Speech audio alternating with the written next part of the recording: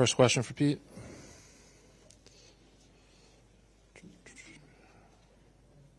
We'll start on the right side here in the second row, Tim.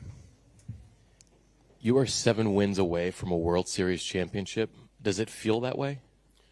Honestly, we're just taking it one day at a time. And how we've gotten to this point is just focusing on the moment and staying in the moment, not necessarily getting too ahead of ourselves. And we're just taking it one day at a time. That's it. And we're doing whatever we can to win every pitch, win every out, win every inning. And if we can continue to focus on that, hopefully we keep doing that until they tell us there's no more baseball left. And separately, when you're playing first base, you've been very good this year in particular at scooping throws. How much do you pride yourself on that aspect of defense in particular? Yeah, I mean, I take every part of my game seriously, whether that's offensively, defensively, base running, or just trying to pick certain things up in the game and take advantage of opportunities. And for me, I just want to be the best defender I can because that helps the team. A few more for Pete. We'll go back here on the right side. Zach Brazil, New York Post. Pete, what has JD meant to you guys this year? He obviously hasn't necessarily had a huge role in this postseason, but just his experience, his leadership, his baseball acumen. What has he meant just to the team in general? I mean, he's been super important for us. I mean, he's definitely helped a lot of the guys out with certain things, whether that be game planning, mechanics, or just watching guys' swings. Like he's had just an incredible career. He has an incredible understanding of the swing, and also like he's had some really big swings for us this year. He's had some really amazing moments to help get us to where we are. He's had some big at bats, and he's really helped us out a lot this year with some big games he's had, and then also too just how he is as a veteran. Front row on the left. Hi, Pete. What were your impressions of Yamamoto when you faced him the first time this year? I mean, he's got good stuff. He's got a really good arm. So, I mean, he's a super polished guy. But today we got Buehler. Got to focus on one guy at a time, one day at a time. I think for right now, that's pretty much been the MO for us this entire season. Not get too far ahead of ourselves and do whatever we can to win the day. And today we got Buehler. After the game today, then that's when we'll start prepping and worrying about Yamamoto. But yeah, today we got Walker. Go to Ron, front row on the right. With the Dodgers in the building here today, does it cross your mind at all that the last time they were here was the time you guys got together and started to turn around the season? Not particularly. Like for us, I think that we're in a way different spot. We're a different team, and than where we were at. And I think for for us, we're right where we're supposed to be. So we're all obviously really excited, and today's a great opportunity for us. Pete, we'll go to the left side, right in the middle. Pete, you got your hat on, you got your pumpkin shirt. Some teams might think some of these memes are a little goofy. Why do you guys like them, enjoy them, and which one is your favorite? I just think it's really fun. I think we're just this has just been such an incredible and magical ride, and every single one of us is just having a blast. So that's why it's, whether it's OMG, whether it's Grimace, or the playoff pumpkin, like every team like has a thing, whether it be playoff beards or whatever. Like it's pretty much unanimous in every sport, but it's just the whole group is just having a blast. So that's pretty much what all this signifies. Last one's Sierra, third row on the left. No, the hoodie is super sick. Where do you keep the pumpkin? It's in my locker right now. And it goes on the road, right? Oh, yeah. So what I do, I always take it with me back to on the road. I've taken it back to the hotel because I don't want any clubbies or anybody messing with it. So it's kept safe it's kept safe every day. Okay, and it goes in your luggage? Oh, no, I carry it with me. Because it could be destroyed in my luggage, but yeah. Okay. Yes. It's important cargo. Yes. Any last ones for Pete? All right, Pete, appreciate you. Yeah, right on. Thank you, guys.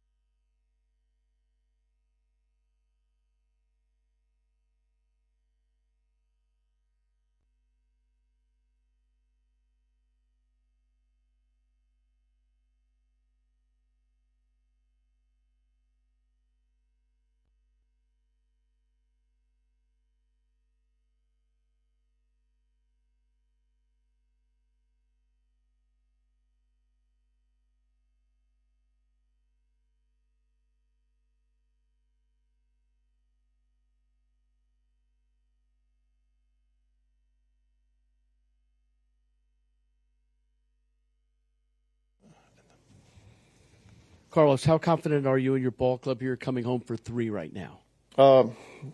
Really got a lot of confidence on our guys, especially after what we went through the past couple of months, what we went through the whole year, go back to the first week of the season. So just to be able to be back here playing in front of our fan base, so it's going to be electric, it's going to be loud.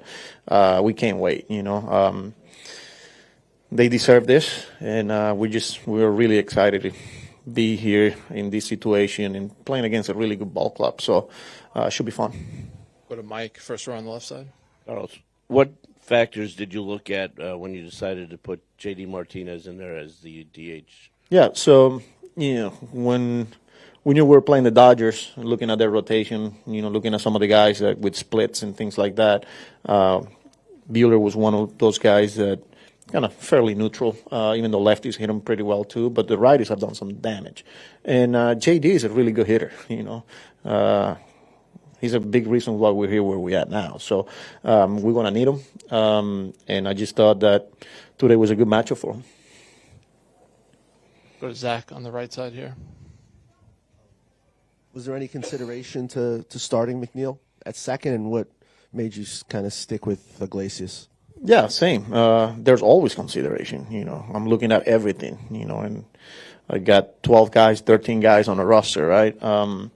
That could easily be in the lineup. So I'm looking at previous matchups. I'm looking at projections. I'm looking at, pitch types, and where we at. So Jeffy's going to play a big role, but I just like Iglesias in there today, and then go from there.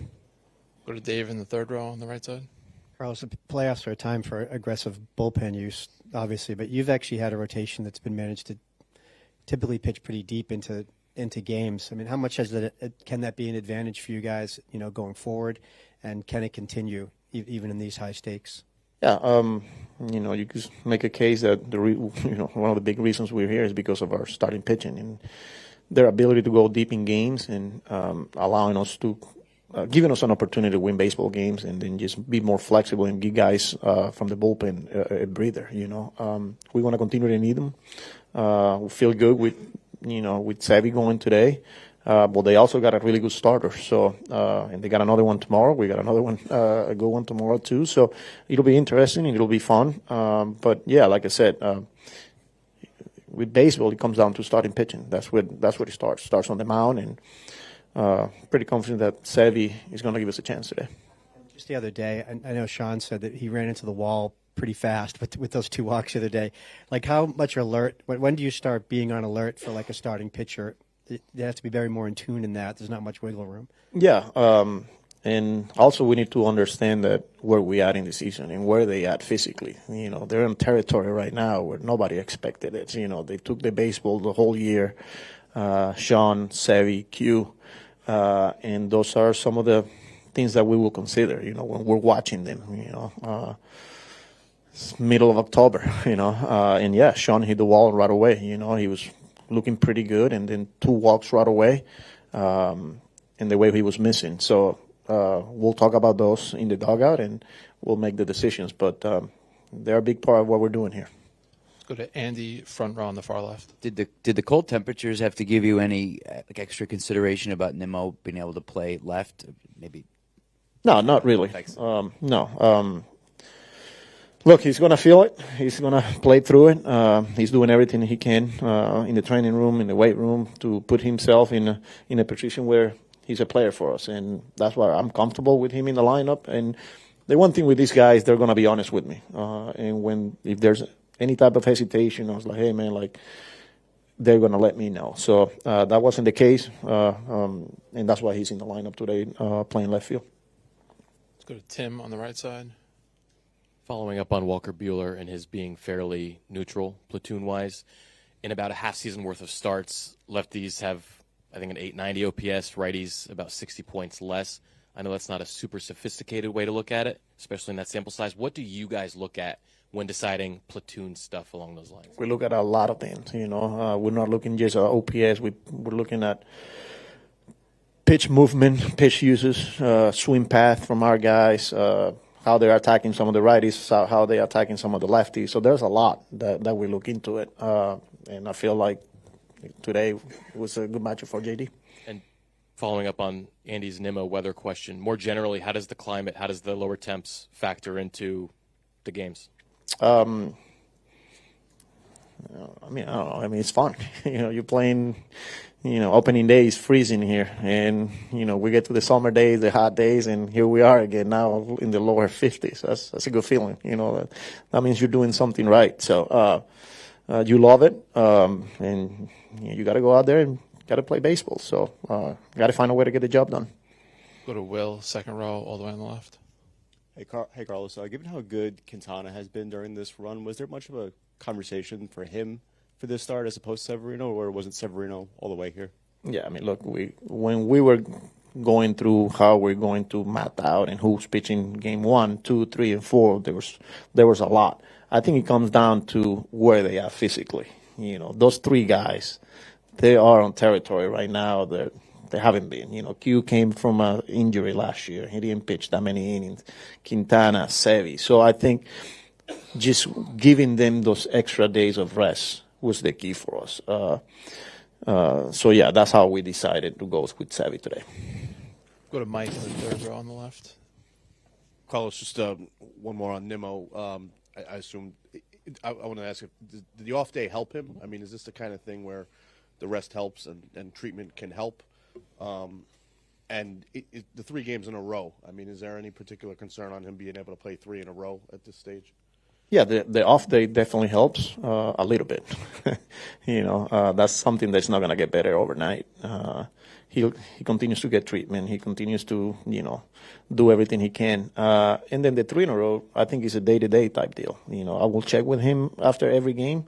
And like I said, he's going to be honest with me. And if he feels like he cannot go, he's going to let me know. And then I'm going to have to make some adjustments.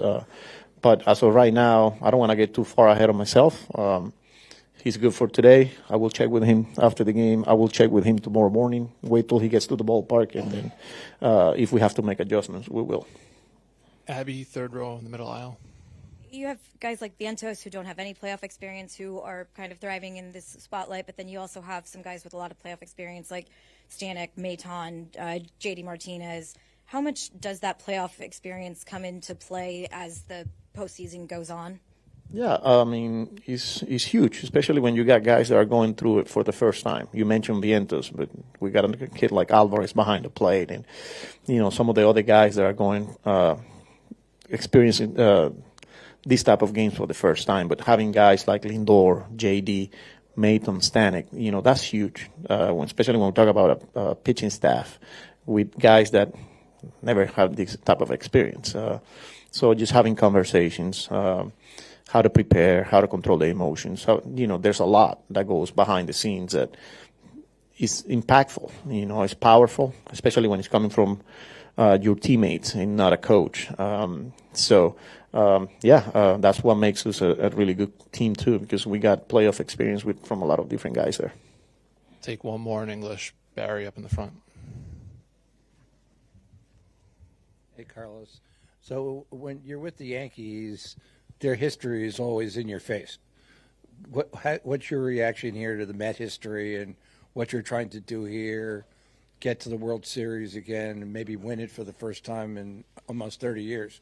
Yeah, look, what we're experiencing right now, that's we're making history, and that's what we want. We want to create something here special that we're playing meaningful games this time of the year when it's getting cold again. And this is something that we are all embracing. I know it's been a while, and that's why you see so much excitement around the city and around baseball. Nobody expected us to be here, and here we are.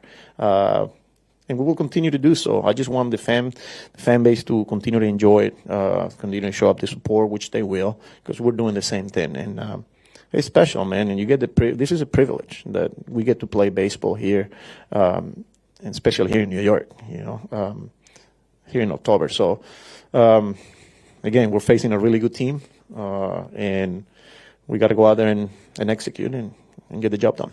I know you don't like to jump ahead, but do you allow yourself to think a little bit in the back of your mind about if you survive this, you could wind up playing the Yankees in the World Series? I don't want to get too far ahead. That's a good team right there, you know. That's a really good team. So I don't even want to think about tomorrow.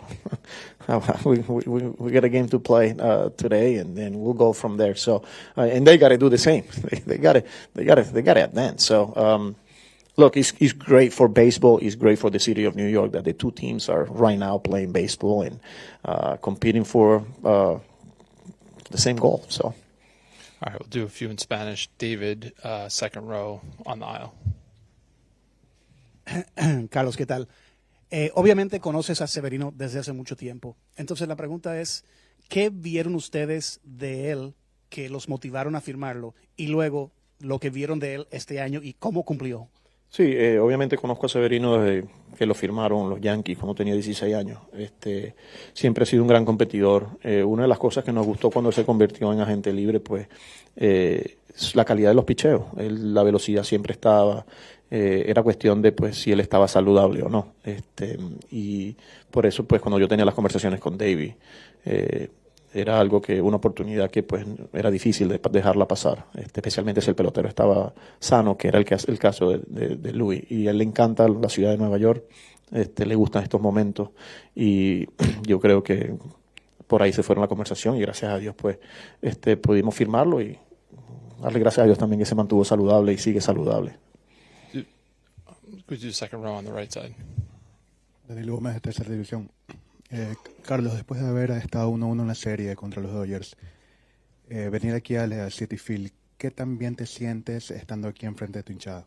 Sí, mira, es especial tener la oportunidad de estar aquí en casa, en Citi Field, jugando juegos importantes a mediados de octubre. Esto es lo que tú sueñas, es un privilegio. Sabemos lo intenso y lo mucho que la fanaticada, pues, está detrás del equipo y el apoyo que tenemos de ellos. Para nosotros de verdad que es un privilegio y significa mucho estar en estas instancias todavía aquí jugando juegos importantes, y especialmente contra un gran equipo como los Dodgers de Los Ángeles. Para entonces, qué honor, de verdad que sí, y queremos seguir haciendo el trabajo para que la fanaticada siga viniendo aquí al parque y nos siga apoyando. ¿Cómo has sido capaz de transmitir al equipo el mensaje de pasar la página rápidamente y tener memoria corta para bien o para mal, teniendo en cuenta que, como tú lo has mencionado, es un día a la vez, un juego a la vez, y que no te puedes quedar pensando en una victoria y tampoco en una derrota? Sí, yo creo que eso es algo que hemos hecho todo el año. Nosotros hemos tenido muchos obstáculos durante toda la temporada, y hay que darle crédito a los peloteros, a los coaches, a toda la organización, porque no importa la adversidad, nosotros siempre buscamos la manera de mantenernos positivos, de mantenernos calmados, de mantener la mentalidad de un día a la vez, de enfocarnos en nuestra preparación, de enfocarnos en las cosas que nosotros podemos controlar, sin importar la bulla que hay fuera del equipo, ¿no? No es nada fácil hacerlo, pero lo hemos demostrado durante todo el año, y es algo que, pues, una de las cualidades que nosotros tenemos como equipo. Tenemos grandes peloteros, tenemos grandes seres humanos, y tenemos esa habilidad, pues, de tener esa memoria corta, entendiendo, pues, de que siempre va a existir esa oportunidad, y es lo que hemos seguido demostrando. Sabemos que no es nada fácil ese equipo de los Dodgers, y va a seguir siendo una serie bastante reñida, y nosotros vamos a seguir haciendo lo que nosotros sabemos hacer, que es prepararnos, competir y dejarlo todo en manos de Dios. We'll take two last quick ones right in the front. Carlos, hablabas de quizá la falta de experiencia que tiene Francisco en estas instancias, pero lo que se ha visto hasta ahora, él ha mostrado mucho crecimiento. ¿Puedes hablar de la progresión que ha hecho Francisco Álvarez esta temporada y cómo has visto su crecimiento? Sí, era que orgulloso de él. Es increíble el trabajo que él ha hecho detrás del plato. Es una posición bastante difícil en esta época de béisbol, donde hay tanta información y donde tú, como receptor, tienes que prepararte no solamente con tus lanzadores y cómo vas a atacar al equipo contrario, sino también cómo ellos te van a atacar a ti como bateador. Y es algo que, pues, Albi ha hecho increíble. Su liderazgo, su habilidad de conducir a un cuerpo de lanzadores, su habilidad de reconocer la situación del juego y hacer ajustes, no solamente con lo que te está diciendo la información, sino lo que le dicen sus ojos, ha sido impresionante. Para esa edad que él tiene, primera vez que está jugando en esta época, en octubre, y de verdad que un honor para mí poder tener la oportunidad de escribir su nombre en el line-up día a día, y mira qué futuro tiene, de verdad que orgulloso por Francisco. Last one. Carlos, cuando conversábamos en Sprint Training hablabas y también lo comentaste antes de llegar acá con la serie dividida antes de los Phillies, la oportunidad que tenían de hacer algo bonito, ¿no? De hacer historia, y ahora se presenta nuevamente para ti. Hablabas de Francisco Álvarez en su primera postemporada, también es la primera tuya como manager y podría ser el segundo manager venezolano en llegar a la Serie Mundial. ¿Cómo te sientes? ¿Cómo lo visualizas? ¿Cómo lo manejas este momento que pudiese ser histórico no solamente para la franquicia, sino también para ti como manager? Sí, mira, de verdad que es un honor, de verdad es un privilegio. Y es algo que asumo con mucha humildad el día a día, pues es un lujo, de verdad que sí, tener la oportunidad de venir aquí en estas instancias y, como tú lo dices, pues como venezolano, como latino, ponerme el uniforme de Grandes Ligas por una organización como la de los Mets de Nueva York es un privilegio. Pero es algo que no quiero pensar en el más allá, siempre me sigo enfocando en el día a día. No es una serie nada fácil, tenemos algún equipo bastante bueno y cualquier cosa puede pasar. De llegar a pasar y llegar a una serie mundial, pues qué honor sería, especialmente seguir los pasos de un hombre como Osvaldo Guillén, quien tuvo la capacidad de no solamente llegar, sino ganarla también. Un mismo Alex Cora, otro latino que llegó en su primer año y ganó la serie mundial. Y de que mi nombre pueda estar, de verdad que es un honor, dándole las gracias a Dios, pero quiero seguir enfocado en el día a día y no quiero adelantarme. Y rápidamente hablabas de Francisco Álvarez y cómo usa la información, toda la información que tiene y también lo que ves. Tú como manager también hablabas de la información que tienen a la hora de tomar decisiones y qué tanto balanceas eso con lo que ves de qué va sucediendo en el terreno. Sí, eso es parte del juego hoy en día. Todos tenemos información, todos los equipos usan mucha información, pero al final del día pues es un juego que son seres humanos que están ahí en el terreno de juego y eso es donde tú tienes que usar tus ojos, donde tú tienes que tener la experiencia y a veces usar tus instintos también. No es solamente la información, sino lo que el juego te va diciendo, que tú tienes que tener la capacidad de hacer ajustes. Pues uso mis coaches, le hago muchas preguntas a ellos y al final del día pues yo soy el que tengo que tomar la decisión. A veces van a salir bien, a veces no van a salir bien, pero eso es parte de lo que hace este juego un juego tan bonito. Thanks, Carlos. We'll see you post games. Jose Quintana will be in.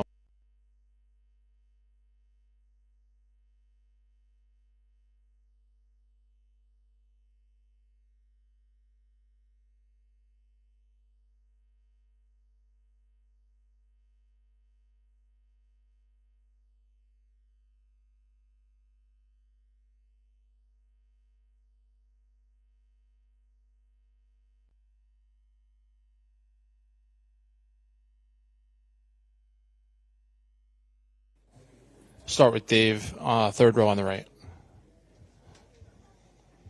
Jose, Carlos was just saying a number of times, and I know it's not a secret, that you, Luis, and Sean have, went pretty hard during the regular season, a lot of length, a lot of innings pitched, and was wondering, he has to be mindful of that when you guys are pitching now. How do you guys feel, with so many innings this year after not really doing that quite a bit? I feel great. I think we've been doing a really good job. All regular season we made a couple adjustments, and this is the perfect time when you want to play baseball. It's wherever you did all season, if you throw too many innings or not. I think it's right now you feel like the most energy you can be. As soon as you go every single game to the ballpark, you see your crowd. That's amazing. So I don't feel my innings right now in my arms. I'm just so excited for every single game and just want to win. Benaya said something interesting after his start was that he felt like he hit the wall fast when he hit those 2 walks to start that inning. Do you have to be kind of mindful of that? Because I would think it'd be more draining just because of the environment and the adrenaline and stuff. Yeah, for sure. I think you're gonna feel all that energy around you. That was the good point we talked early in the postseason when we faced the Brewers, and we don't need to change anything. You wanna get like a run of energy around you, so just play your game. The more simple you can do, because the energy will be there. So. Every single pitch matter, and sometimes we try to do too much, and it's when everything go faster. But about energy, I don't think we need to worry about that. We'll be right there. Go to Jesse, about 4 or 5 rows back on the left. Hey, Q. your sort of career journey to end up where you are doing what you're doing. Has anything recently surprised you, even this season? Have you surprised yourself at how effective you've been?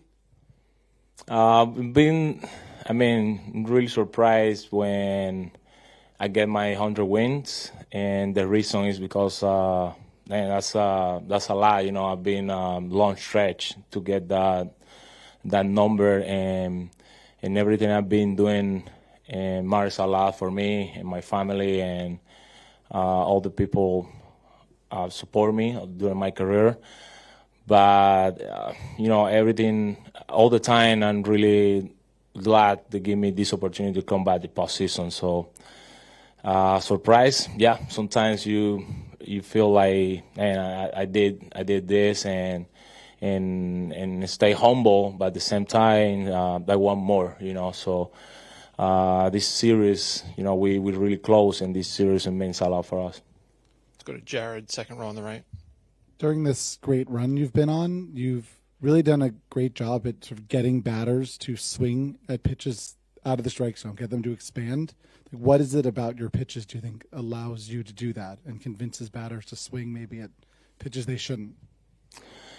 Well, that's a great adjustments I did during the season. When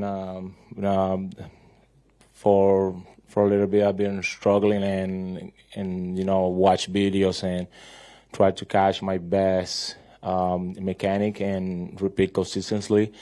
So I think same tunnel and be throwing the ball, give me the chance to get that swing and miss, and throw a ball in and out the zone, depend what way I want to do at that time.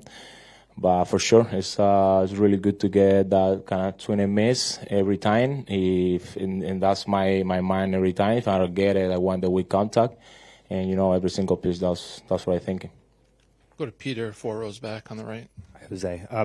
Ohtani didn't play the first time you faced the Dodgers this year. Just, I guess, what are the challenges that he presents, and how much are you looking forward to facing him? Oh, good. Yeah, will be a good challenge. We're facing one of the best hitters in the baseball, and with a lot of power. And I think every single hitter in that team is really good. I think they've been there for a reason. But facing Ohtani is gonna be really good. I want to get that matchup, and it's a good challenge for me. Come to Barry in the front.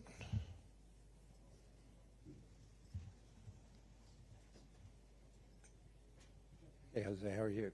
Good. How are you? So can you tell me about this, if you can remember it, it's so back so far, but this May 29th team meeting you guys had when you were at your kind of lowest point. I think you were 22 and 33, and then you went off and played 600 ball for the rest of the season. What was that like, and why did the season turn around after that meeting? Great. Yeah, I remember that meeting like yesterday, and it was really good. At that point, we sucked. I think we did really bad, and we talk naked, and we say everything we think to say to get better. And I remember we say a lot. We need to prove it. We need to prove it. We need to go out there and do better. And get your face in front of the mirror and think what need to do to get better and work hard to do that. So I think that meeting turned on for us in a really good way. And after that, we click. I think that's the point we always looking for during the season. Before that, sometimes we pitch well in the offense. Sometimes we get the offense, we can pitch. But after that, we make a really good click. I think that meeting was the best we can do. Was it a meeting where everybody went around the room and had something to say? Sorry. Was it that meeting where everybody went around the room and had something to say? Yeah. A lot of people, almost all players talk, and like I say, everybody talk from you heard, and giving to everybody support and, try to support each other and go out there to do the best. But we know everything going to start from preparation before we go out there, and that was the key. That was the key at that time. So I'm really glad we make that turn. Thank you. We'll take one more in English. Shy, 4 rows back on the left. Jose, when you're in a playoff series, how does your pregame preparation, your game planning change? Do you pay attention more to the at-bats you see in the games beforehand and less on the in-season scouting reports? Do you just change what you're paying attention to when you're developing your game plan?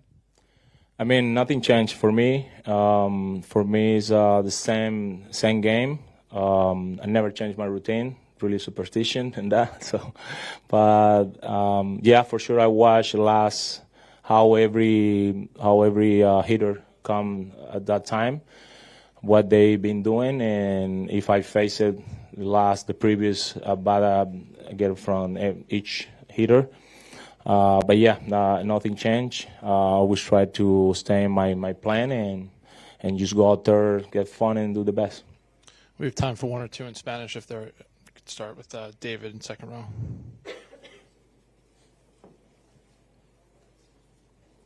José, ¿qué tal? Tienes más de 16 innings en postemporada sin permitir carreras. Obviamente vienes lanzando bien, pero ¿hay algo extra en postemporada que te has acomodado a eso? ¿O cómo es esa mentalidad en postemporada?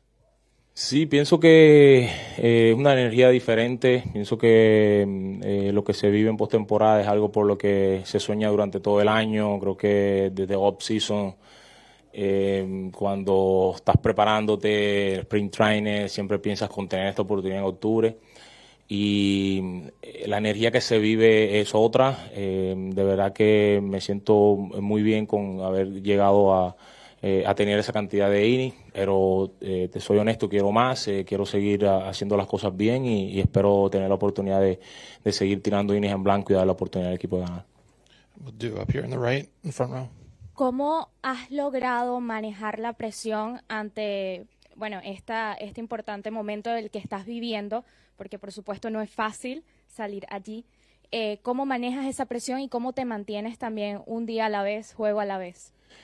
La manera que me enfoco en esto es llevando un momento a la vez, un inning a la vez, en distancias lo más corta posible. En postemporada yo pienso que esa debe ser la mentalidad porque todo cambia en cualquier momento y pues a veces tú no sabes cuál es el plan que tenga el equipo. Pero desde que salgo del terreno pienso en enfocarme en un bateador a la vez, un lanzamiento a la vez, hacerlo lo más corto y preciso posible y eso me da el chance de después mirar el scoreboard y ver dónde estoy y pues seguir luchando. Pero ese ha sido mi enfoque. La verdad tengo memoria bastante corta y creo que eso me ha ayudado a dejar lo que haya hecho atrás y seguir persiguiendo triunfo. We'll take one last one in the front on the left. José, por acá. Y ayer Severino decía que él se iba a fijar en lo que hizo Yu Darvish contra esta ofensiva de los Dodgers. ¿Te vas a fijar tú en lo que hizo Sean Manaea? ¿Qué puedes tomar de cómo trabajaron ese día y qué va a ser diferente para ti en esa preparación para enfrentar a los Dodgers? Sí, yo creo que los videos te ayudan mucho a tener una idea de dónde están los bateadores, los pitchers que son más comparables conmigo. Y pues sí, trato de ver qué le funciona a Sean, lo hablamos de hecho. Y también los zurdos de la división, las veces que Suárez de Filadelfia, que somos parecidos, o otros zurdos que se enfrentan a los Dodgers, cómo le han pichado, junto con los enfrentamientos que he tenido con ellos cada uno a la vez. Entonces trato de tener una mejor idea, tanto con la parte analítica como con la parte visual, y eso me da pues una mejor oportunidad de hacer mi plan. All right, thanks, Jose. We'll see you tomorrow. All right, thank you.